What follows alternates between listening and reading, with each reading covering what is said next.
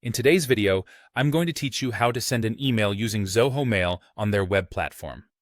First things first, make your way to https://mail.zoho.com and log into your account. If you don't have an account yet, you'll need to register for one, but assuming you already have an account, just enter your credentials as you would normally. Once you're logged in, direct your attention to the left sidebar. This is typically where you'll find your main navigation tools. Towards the top of this sidebar, or sometimes marked with a pencil icon, you'll find the button labeled New Mail. Go ahead and click on that, and you'll see a Compose window pop up or slide in from the side. This is where the magic happens. Start by setting up your email. In the To field, go ahead and type in the email address of the person you want to contact. Make sure you double-check the email address for any typos because emails can end up bouncing back if the address isn't right. Now, move to the subject line. This is your chance to give your email a header. Make it clear and concise, summarizing the essence of your message in a few words. Now, let's move on to the main text area. This is where you write your email. Think of it as your digital letterhead.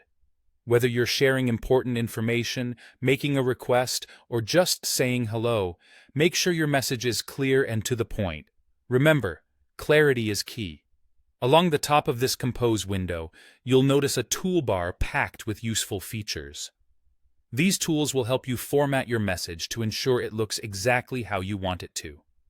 You can bold or italicize your text to emphasize key points, or even customize your font. If you need to send documents or images, you'll notice a paperclip icon. Click that to attach any necessary files. You can also insert images, hyperlinks, or even emojis to give your message a personal touch. Once you're satisfied with your email, scroll to the bottom of this window. You'll find the all-important Send button. Before you hit Send, take a moment to review everything to make sure it's just right. Now, if you're not quite ready to send your email, or perhaps you need feedback on it first, you have a couple of handy options. You can click on CC/BCC if you'd like to add more recipients without openly displaying each email address.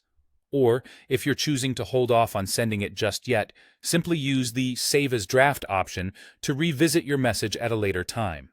And there you have it. You've just learned how to craft and send an email using Zoho Mail's online platform. With these tips in mind, you'll be able to communicate effectively and efficiently. Thanks for joining me today, and happy emailing.